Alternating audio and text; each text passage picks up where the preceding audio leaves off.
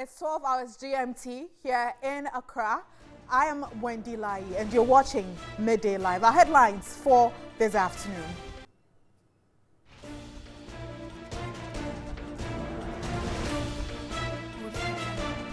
Ghana Physician Assistants Association scales up its sit-down strike.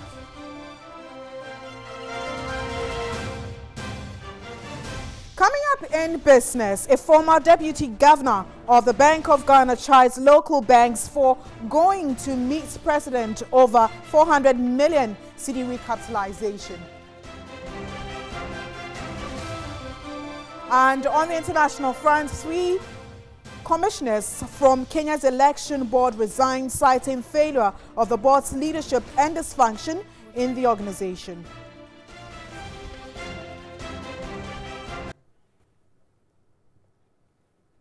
Let's start with our stories now, and we head straight to the Volta region, where residents of Aglo Beach say they have now identified a safer ground for relocation but lack the money to resettle. The community, which is almost awash by tidal waves, wants government to support them to help develop their land before they move there. Beach is a predominantly Ewa community in the Shama district of the Western region. Fishing here is an all-inclusive business for both young and old, including women and children. For years, the people of Anglo depended heavily on fishing for their survival, and the sea was of great socioeconomic benefit throughout the years. But today, the very natural resource that guaranteed their livelihoods has become a threat to their very existence, pushing them into distress. Let me say, here we are sitting is a community. It's full of settlement here. Used to be houses at this place? Yes, houses at this place, even from here to 3 meters up into the sea. But gradually the sea is carrying, is winning the sun and destroy the houses for us. The community, which provided a safe haven for a group of people from the Volta region during a war centuries ago, is almost a ghost town. The most serious tidal waves washed away 198 houses along the shores of the community and displaced 838 residents occupying them in 2017. Many have returned to their roots for fear of their lives. Those remaining endure hardships, having to cope with unsafe water sources as their wells have now been filled with sand. This vast land on a hilly area has been acquired by residents. What is left, however, is the money to develop the land to be able to move there. Relocation is not easy task. It's very difficult. So we want the government to come in so that you can acquire the land and, if possible, build some houses for us so that we can be paying monthly or 3 months. The district assembly says it does not have the financial muscle to foot that bill. So already the land is cleared by the assembly. So we are waiting for the members, the community, to at least see the landowners and discuss with them how much they will get. Then if we support, they will support. But for the assembly to come straight to buy land for them, it will be very difficult. The assembly, he said, is considering a plan to assist the people. We don't have funds. The IGF is very small. We can't use the IGF to buy this land. So we are at least talking with the partners if they can help. We are also doing some consultation and discussion outside the box to know how best we can help. Until then, residents of Anglo will continue to live in fear of losing their entire existence and lineage to tidal waves. A timely intervention by government and other stakeholders would, however, avoid another possible havoc from the devastating waves. Catherine Tripp for my TV3 News, Anglo Beach, Shama. You're still watching Midday Live. To other stories, and President Akufo-Addo last week appointed 3 persons to act as chief executives and 10 others as deputy chief executives for 3 of the development authorities created by his government to advance the development agenda of the country. IC professional Samuel Atap-Mensah will be the acting chief executive for the Coastal Development Authority, while Jerry Ahmed Saib, Bob Charles Abonto, Mona Gertrude Ifa and Emmanuel from Inim have been appointed as acting deputy chief executives for the Middle Belt, that's the Middle Development Belt Authority. Joe Dankwa, an administrator, has been appointed the acting chief executive, with Joyce Opoku Boateng, Vincent Frimpong Menu and Alexander Feka as acting deputies. Now, Alhaji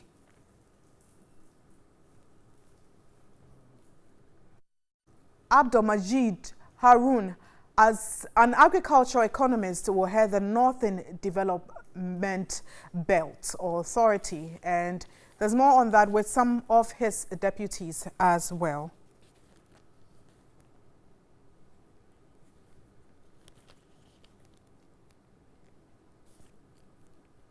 So this afternoon, I have been joined in the studio by a development expert, Mohammed. That's Asa Mohammed. Good afternoon, and thanks for your time. Good afternoon, my sister. Now, so we have about 3 CEOs with as many as 10 deputies. Is this value for money? Yeah, I think that's a multi-million-dollar question as value for money. I have concern about the number of deputies, but I'm yet to know the technical roles that they'll be playing. I have a lot of, I'm quite confident with the SADA arrangement that has been turned to the Northern Development Authority. And then the arrangement there includes a lot of technical directors, people who are expertise in the various areas of the coordinating rules that this authority is handling. I wonder whether the current deputies are going to play that role, or they were still going to be having technical directors. And if we're going to still have technical directors, that is where I will say that there will not be value for money for having so many deputies. At least we could have 1 deputy for that purpose. But if the appointing authority says that these people are going to replace the technical directors, then another big question will be, are they really equipped? All the people you have mentioned having the requisite skills to do development work? I mean, I must tell you that this whole concept of development, we are taking it a bit so low in Ghana that we think development is just something that is given. It is a technical expertise area. People are trained from first degree, masters, PhDs, and are trained to do development work. But in this country, we just take people thinking that development is something that is a given. So you think that experts should be put there? There's experts to be put there. I'm not saying that those who are appointed are not experts, but what I'm trying to say is that looking at the arrangement at SADA, which has turned to the Northern Development Authority, we have technical units. And if you look at the work these technical units are doing, you'll be marveled with the work that SADA has done so far since the beginning. But I'm also worried about the nature of the arrangement, because if you look at the history of this development authority, particularly SADA, at the beginning, it started the same way like current government is trying to arrange. If we saw it as an administrative institution, it was just for another institution to disburse money. And we saw the confusion that happened. Okay, now let me just hold you there and go back to the current government's manifesto for 2016, page 61, where the NPP government between 2017 and 2020 will aggressively pursue policies that will be targeted at particular segments of our population who continue to be excluded and who miss out on the myriad of opportunities that abound not only in the country but also in today's globalized world. Going Together consists of 7 major economic initiatives designed to take giant leaps in transforming Ghana historically, with particular emphasis on rural and deprived communities, in a major effort at inclusive development of all parts of the country by adopting localized development approach. Now, before I cut you there, you were talking about SADA and what has happened thereafter and the way forward as well. Now, looking at this specific part where it says adopting localized development approach, do we even have that at all? Yes, in our decentralization policy, in order to acts of decentralization and in the current practice of decentralization, that is the approach that we have adopted for some time now, since 1980s. So the localized approach is what we are using, but the point is whether we are effective in doing that. But we've seen some being implemented and they have failed. Yes. How differently do we go about this? Yes, that's what I'm saying, that we should have now taken advantage of the failed ones and make a good lesson out of that and try to get these things right. Let me tell you, if you look at the current arrangement of SADA, which I like so much, the current arrangement of SADA is seen as a coordinating institution. And the technical people in SADA are those writing proposals, and they are people who are really looking at which aspect of the northern region, or savannah areas that they can coordinate. So they are not just there to disburse money. And that is the worry that I have about when these names came up, when the whole development authorities came up, that they are just responsible to disburse resources, the $1 million. And that is what is being paraded around by the politicians or the political parties that is leading this. And I'm so worried about that. Because if it's going to be doing that, it's going to repeat what SADA did in the past. Now, we have the current arrangement, which is led by a very technical person who understand the theory of development very well. And now SADA can boast of its own money, not from the state. They write proposals, and they are able to get money from the USAID, from the donors agencies, and all that. And if we begin the development authorities from this particular angle, we are going to be seen, or they are going to be seen as just avenues to disburse state resources. And that is where we get it wrong the first time, and then we are getting back now, there. Asa, before I let you go, development, you can't talk about development without the youth. And again, you've mentioned that technically there's a certain crop of people, as a development expert, you believe should be put in certain positions to make this a reality for this country. Now, how can the youth be brought along to ensure that the reality you're talking about happens? Are you talking of leadership or in terms of the implementation? All encompassing, especially with implementation, because sometimes we do hear these the youth and even young entrepreneurs come up to say that they feel left out. We're talking about youth development, youth that, yet they don't feel a part of the drive. Oh yeah, we have a lot of youth in Ghana who are expertise. We have a lot of expertise in doing this thing, and we have not left them out as a country, as in our development process. What I'm more interested in is whether that youth has the requisite skills to do what is expected to do. It's better to put an old man to come with expertise to plan for the youth than to put a youth who is not skilled in that particular direction. But fortunately for us, our Human Development Index, I sat here and talked about our Human Development Index, which is growing. That shows that we, as a country, our youth, we are really taking the mantle on ourselves, and we are training ourselves. So we can get a lot of youth to do this. But my concern, one, is the current arrangement. They need to get a lot of explanations to it. Otherwise, donors who are currently supporting the one development authority, that's the existing one, SADA, might see it as another SADA, the earlier SADA. Okay. And in the past, I will tell you that I worked with the donor agencies before going to the university, and we used to go to Tamale, and then we will not even back to SADA because they have nothing for us. All right. So we don't want to get to that level again, where the development institution, the donors will see us as just a country that is interested in getting money, aid money, and then disbursing it, and then at the end of the day, it will go through hands that we call corruption. So that is a worry. But I think, yes, as a state, we are deciding to prioritize and have what we call affirmative, projects like Northern, Southern, and then the coastal development authorities. That's very fantastic. But if we get it wrong, they will just stand there as just I'm a representative of government, and then they will just be another avenue to increase our capital expenditure in the country. Thank you, Asa Mohammed. He is a development expert. We're grateful for your time.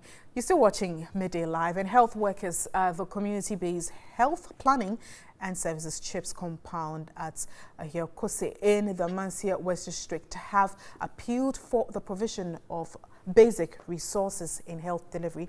The workers claim they have to spare their personal mattresses for patients on admission to use. Here's a report by Benjamin Edu. The Ahirkose CHIPS compound was inaugurated in the run-up to the 2016 general elections. More than 5 communities in the area access the service of the compound, but it lacks basic facilities to cater for the needs of patients. There are no beds in the CHIPS compound except for those provided by the health workers. The 2 health workers here say they have been sacrificing by using personal items for the Ghana Health Service to serve patients and residents. They work day and night to cater for patients, particularly pregnant women and those in labor. With no official form of transport, their community visitations and outreach activities are impeded. Linda Amwa Mensah is a midwife here. If somebody is coming to deliver, We don't have a place for her to put the placenta. After the delivery, the placenta, we don't have a place to put it. So we just have to go and dig some place, then we bury that placenta there. We don't even have toilets for our clients. When they come with diarrhea, it's really difficult for us because we don't have toilets for them. We find it's very difficult. So we are pleading and we are begging, if you have some, come and help us. A patient, Akosian Ponsa, hopes she can access better services at the facility. The chief and people of the area, with support from the Ghana Health Service, recently provided the CHIPS compound with some facilities. The chief of Hiakose, Nana Kwekudia, says there have been efforts at the community level to resource the compound, but appealed for government assistance.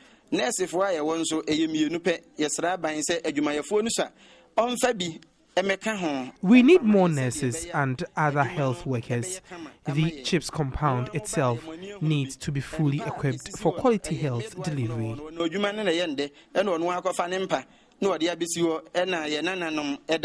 The residents also want an improved learning environment for the children. Lack of furniture had compelled some pupils of the Hiakuse Abodiase Roman Catholic Basic School to lie on the floor to study. The head teacher, Francis Kwesiapia, said some people suffer from waist pains. If you go to one of the classrooms, you see that out of 42 pupils in that classroom, only 3 benches that you can find over there. And this has been a major challenge that we are facing. Our KG, the structures of our KG is not in good order. So we are appealing to the government to come to our aid to make sure we get a new KG block. And then we have teachers accommodation program here. Most of the teachers come from Kumasi. They move up and down, day in, day out. And this is creating a lot of inconveniences.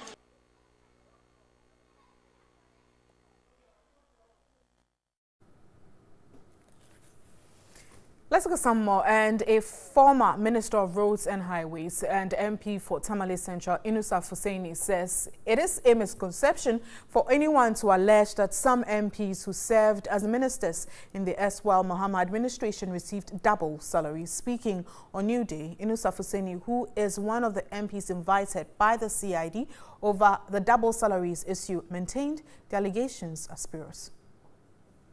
The whole argument of whether or not MPs who were ministers under His Excellency John Dramani Mahama's government received double salary is actually a question of law. Because the whole salary arrangement and the determination of salaries of MPs and ministers is captured in Article 71. Right. Article 71 has 3 provisions. The provision 71(1) actually talks about the salaries of Speaker, Deputy Speakers, Members of Parliament, and all those coming there, other justices, whose salaries shall be approved upon the setting up of a committee by the President of members of not more than 5. The definition given to salaries under 71(3), if that is applied, yes.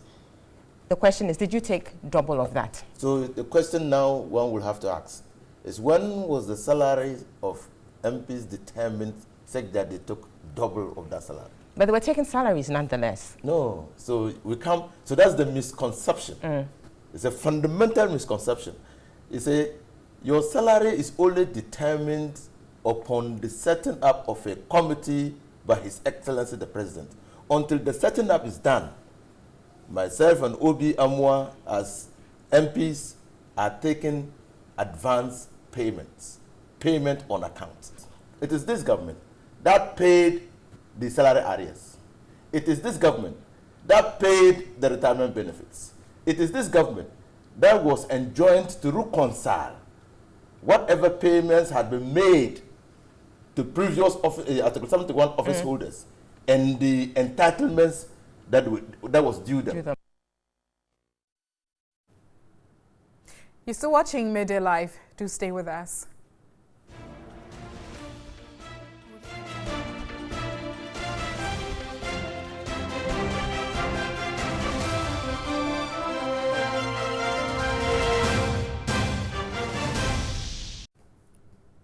Thanks for staying. To other stories now. Bedbug infestation has assumed alarming proportions in dormitories of senior high schools in the Kumasi metropolis.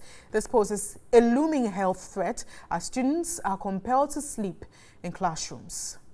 The Ashanti regional correspondent Beatrice Biogabra joins a fumigation exercise at one of the infested schools to engage the senior housemaster as well as NADMO officials at the KMA from Kwejo Dodu and gives us some updates there. In the Ashanti region, precisely in the Kumasi metropolis, a fumigation exercise is ongoing in a number of schools. One of such fumigation exercise is ongoing at the T.I. Ahmadiyya Secondary School, led by the Metro NADMO coordinator, Mr. Kwejo Dodu. Can you tell us the number of schools that you'll be fumigating against bedbugs within the Kumasi Metro? This exercise that we're carrying on due to time constraint, we intend dealing with 15 most infected senior high schools for the meantime, but the exercise would also be carried on in their long vacation. What happened is we targeted this vacation for the exercise, but you agree with me that most of the school students, the third year students, are in school writing their exams. So together with the Metro Director of Education, we planned, then we did started the exercise. That was yesterday from Prempeh College of Pokuare, Kumasi High and KSTS, which we are doing the continuation today. Here we are at Amax. We have people also at St. Hubert, Sewenyakon, Kumasi Anglican, then also other schools. So we intend ending up the exercise tomorrow, and the targeted schools are 15 for these 3 days. I know that with the bed bugs, you spray them today, and in the next 3 days, the eggs will start coming up again. So how sure are you that this exercise will end the infestation in this school and the other schools? Thank you. What we've noticed that these bed bugs lays eggs, one lays as many as 2,000 when it gets hatched. We've identified that, and the chemicals that we're using this time round, it's to deal with the eggs and the bed bugs itself. But that wouldn't end it all, because what we've noticed is most students also send their troubles and trunks at home. And whilst we are doing this here, they will be coming back with them. Even if just one student it's to come back with it, it's going to infect the whole school. That is how these bed bugs are. That is why we have chosen that with this exercise that we're doing, we're targeting their midterm and that of their long vacation to have an intensive, like say 3 continuums. Whilst we will take this opportunity also to advise the parents that when their wards comes home, they should do try lay their mattress in the sand, then treat it with chemicals, especially their trunks and their choboses, so that whilst we undertake this exercise, it will be fruitful. Thank you very much, City NADMO Coordinator for Kumasi. I have the Senior Housemaster of T.I. Ahmadiyya also with us. Sir, good day. Can you tell us the extent of bedbug infestation in your school? Yes, we have also identified this infestation, the bed bugs in the school, for quite a long time now. But as a school, we haven't just sat down. We are always making effort to fight them. Every time we buy chemicals and then do our best. This is what we're doing. This exercise hopefully is to help curb the infestation of bed bugs in the schools in the Kumasi metropolis. Beatrice Biogabra, TV3 News, Kumasi. All right, so that was Beatrice, and she'll bring us some more updates in our subsequent bulletins. But let's look at some other stories and health-related. Physicians' assistants throughout the country are beginning a sit-down strike to protest the incarceration of their colleague, Simon Takrama. Now, Simon Takrama and James Yeboah have been remanded by the Somanya Magistrate Court in connection with the death of 4 people who were injected with benzathine penicillin. And let's speak with the president of the Ghana Physician Assistants Association, Alhaji Chief Imoru Banda II, via Skype. Good afternoon, Alhaji. Good afternoon. Now, has the strike taken effect? Madam. Yes. The strike has taken effect, and you can see me in my red band and my dark cap, my black cap, which shows that I'm put into darkness, and my red scarf showing that I am actually my eyes are red. Now, why take this action over a court decision, especially when you know the matter is being dealt with? In fact, we have a lot of respect for our courts in Ghana. And we don't intend to anoint anybody in the courts, but we think we also deserve justice. That is why we are on strike. So what, if you say you deserve justice, I was going to ask that, what do you intend to achieve by embarking on this strike action? You will agree with me that you know the story as well. Simon Takrama has been put into jail at a remand prison at Akusi prisons, for which he's innocent. During the time of they administered the benzathine penicillin injection, our colleague was on leave. And how can you be on leave and come to the facility to prescribe drugs for somebody? Secondly, he has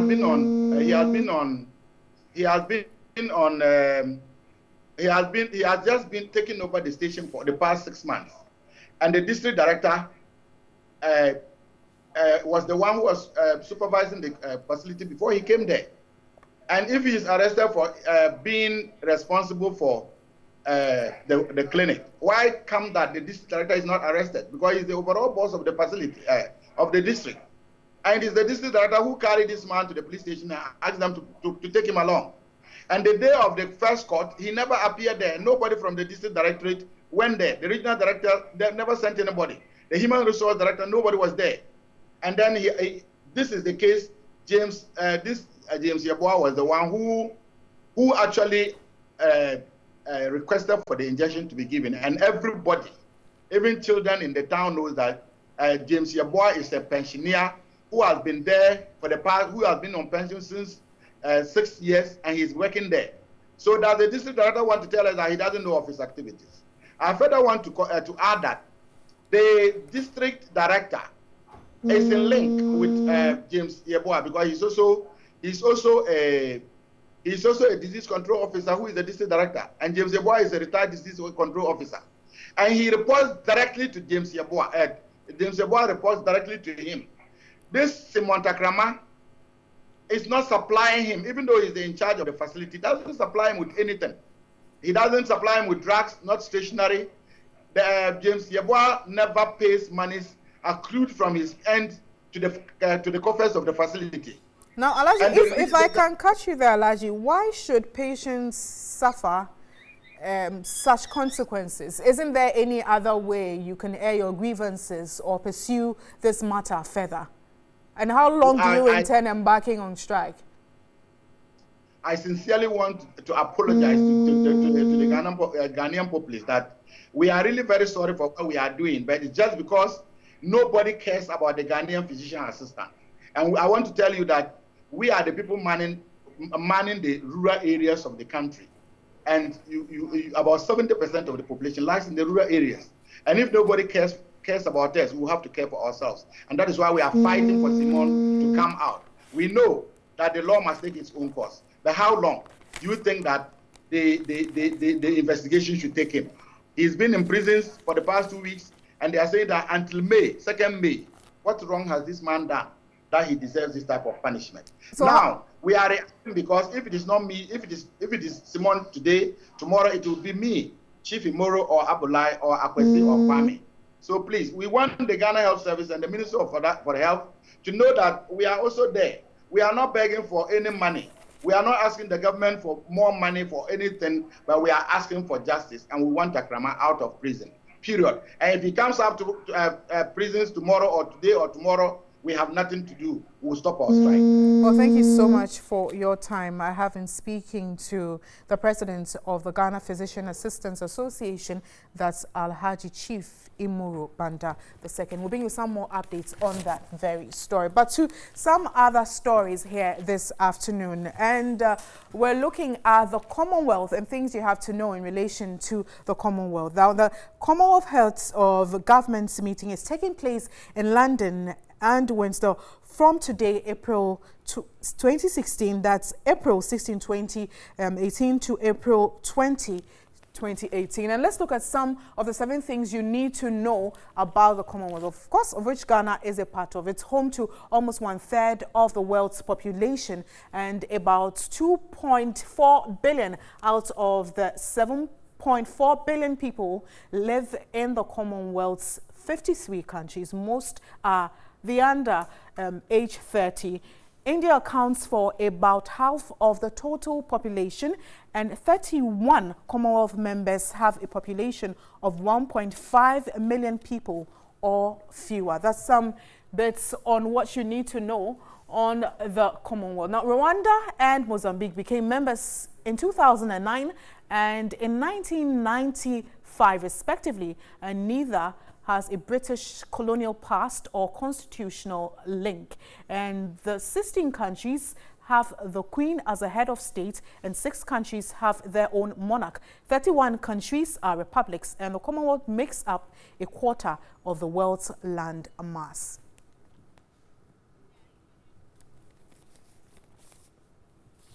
So bringing some more on this very development in relation to the Commonwealth Heads of Government meeting taking place in London. You're still watching Media Live. Let's do business now.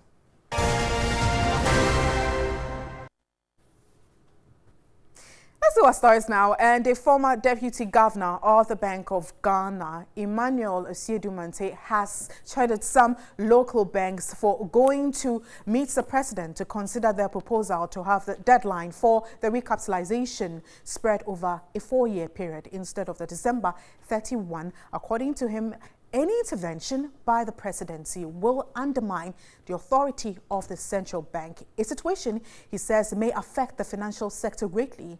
He spoke in an interview with my colleague Alfred Okansi. I'm totally against the banks going to see the president, because I don't think this is something for the presidency to decide.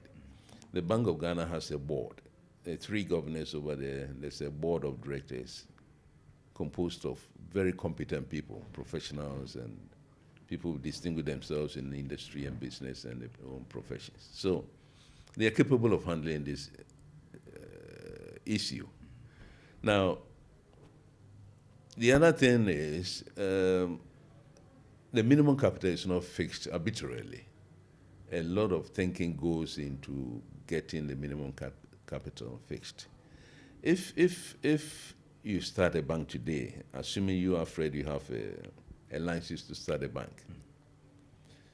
the sort of things that you need to get together before you open your doors to the public to do banking with you, 400 million will be nothing. In fact, it would all be spent by the time you open your doors to the public. You need a building to operate from, you need furniture, you need stationery, you need security documents and safes and vault rooms and what have you. And you need staff to pay at least for about 6 months before you start generating revenue. By the time you open your doors to the public, the 400 is all gone. Besides, capital serves as a buffer against risks that the bank carries on its books. So the central bank's role is to protect you and me, our savings and our deposits, because where there aren't enough reserves or capital to back the risk that the bank is carrying, whenever there's a crisis, you and I will lose our deposits. Right? I myself have been head of supervision department before.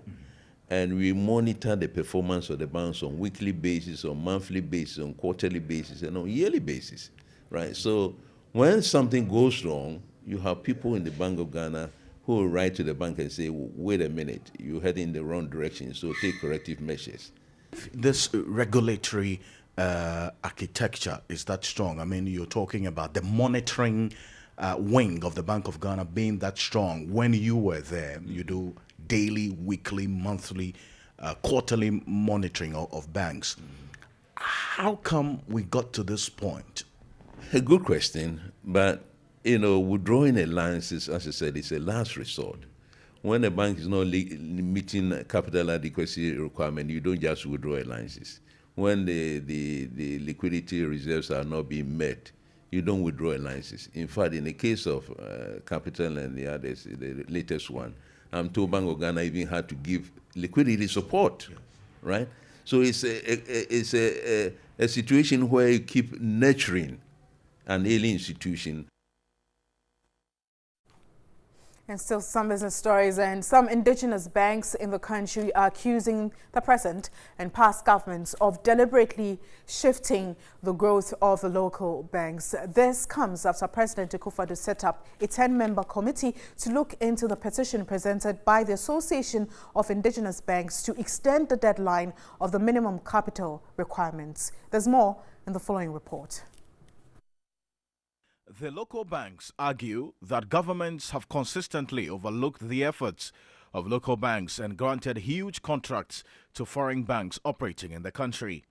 This, they claim, has put foreign banks in good condition ahead of local banks, most of whom are struggling to meet the 400 million cedis capital requirement.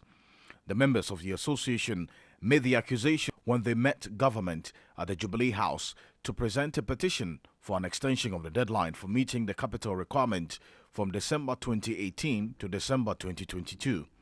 Among other issues, the local banks accuse governments of giving contracts such as collection of money in key state institutions to foreign banks. They also pointed out that government is quick in using foreign banks as financial advisors during major projects. Citing Nigeria as an example to buttress their point, representatives of the local banks argue that Nigeria has deliberately made a policy where a huge percentage of government's contracts are awarded to local banks to help them grow and also help them create jobs.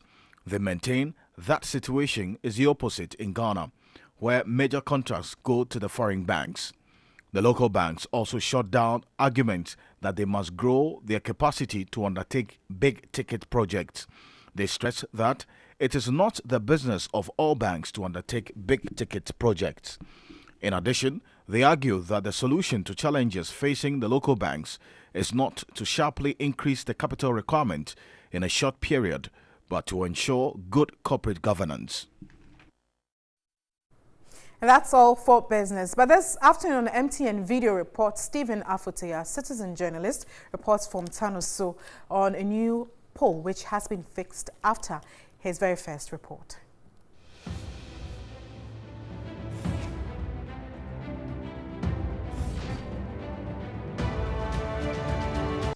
On Thursday, 12 April 2018, I made a video report to TV3 on a bent high-tension pole at Tanoso. The report has yielded a good result.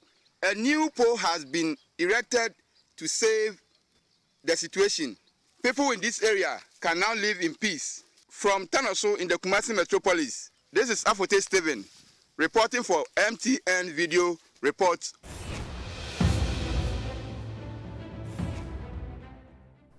And indeed, television gets results. So you can also be a part of this. Send your very own report and video via our WhatsApp number 0551 1433044. 0551 1433044.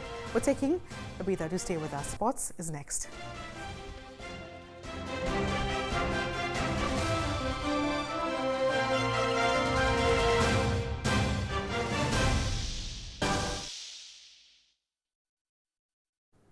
And in our story this afternoon, 3 commissioners from Kenya's election board announced their resignation from the board on Monday, citing failure of the body's leadership and dysfunction in the organization. One of the 3 officials who resigned was the vice chairman of the body. The resignation of the 3 leaves the commission technically dysfunctional.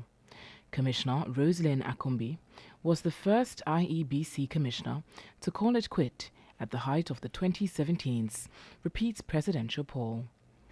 Akombe cited external interference and lack of independence among commissioners. The commission was frequently at the center of controversy during Kenya's extended election season last year, in which around 100 people were killed.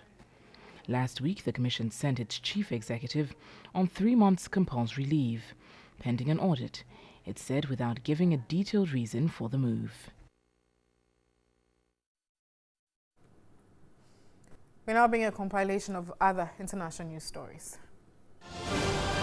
French President Emmanuel Macron has said he convinced U.S. President Donald Trump not to withdraw troops from Syria and instead commit for the long term. Earlier this month, Trump declared that the United States would be coming out of Syria very soon. On Saturday, joint US, UK and French strikes targeted Syrian government sites in response to an alleged chemical weapons attack. Macron said he also persuaded Trump to keep the strikes limited. The pair, who are reportedly to have a friendly relationship, spoke multiple times in the days before the military action was taken. After Macron's comments, White House spokeswoman Sarah Sanders said the U.S. mission has not changed, but she added that the United States was determined to completely crush the Islamic State group and prevent its return. Nigerian President Muhammadu Buhari is to meet U.S. President Donald Trump at the White House on April 30. The meeting comes weeks after Rex Tillerson, then U.S. Secretary of State, visited Nigeria and other African countries in March, only to be fired after his return to Washington. Tillerson's trip was part of attempts to smooth relations after Trump reportedly dismissed some African nations as shithole countries in January. Trump later denied making the comment. The priorities include promoting economic growth and reforms, fighting terrorism and other threats to peace and security, and building on Nigeria's role as a democratic leader in the region. And that's all for international news. We now go for entertainment. And history was made at the 19th Vodafone Music Awards as the late dancehall diva Ebony Rains posthumously won the Artist of the Year. Ebony thus becomes the first female musician to win the topmost honors in the 19th-year history of the awards. Also Right takes us through Ebony's journey to the top. Who do you expect to win Artist of the Year? Sac Nation for life. Yes. SM for life. SM for life. One is going for Sac, one is going for SM. Ebony. Ebony. Yes. Sac Nation. Sac Nation. Ebony. Ebony. Big boss. Ebony. Nice one. Stoneboy. Stoneboy. Ebony. Mine is Ebony. Who is your better one? Ebony. Ebony. No doubt at all. The stakes were high ahead of the 19th Vodafone Ghana Music Awards. The late Ebony Rains enjoyed a favorite position on the prediction list of many industry gurus. For me, I think Ebony deserves it. I'll give it to Ebony. Come on. And it will be also good for the awards and for the industry to appreciate the work she did before she left. Ebony bagged 4 awards out of 6 nominations. And the winner is Sponza won the Afro-Pop Song of the Year. Ebony's mother, Beatrice Opong, couldn't hold back her tears as she held her late daughter's first award. So basically it's a very tough moment for Ebony's mom right now. Bullet, Ebony's manager and composer of Ma Miche, won Songwriter of the Year. She'll be happy wherever she is. Her soul rest in peace. Ebony rest in peace forever. The album of the year also went to the dancehall divas Bonafide album. The winner is Bonafide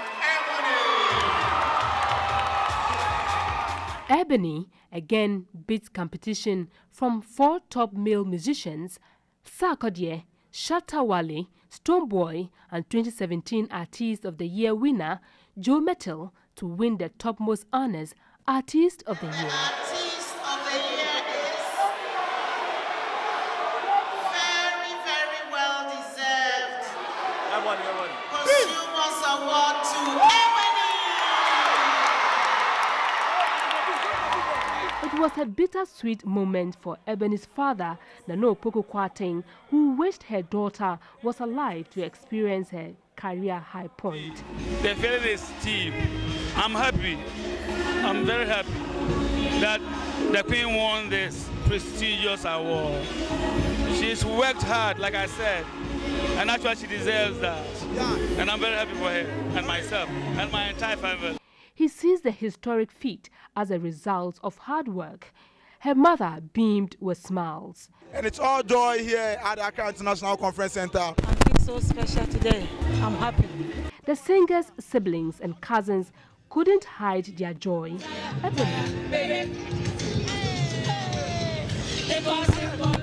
Your kid sister Ebony just won Artist of the Year. And how does it feel? I'm overjoyed, I'm overwhelmed, I'm happy, I'm glad.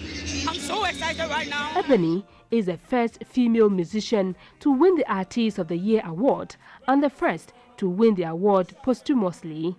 The popular dancehall diva Ebony died in a road accident on February 8 whilst returning to Accra from Sunyani after visiting her mother.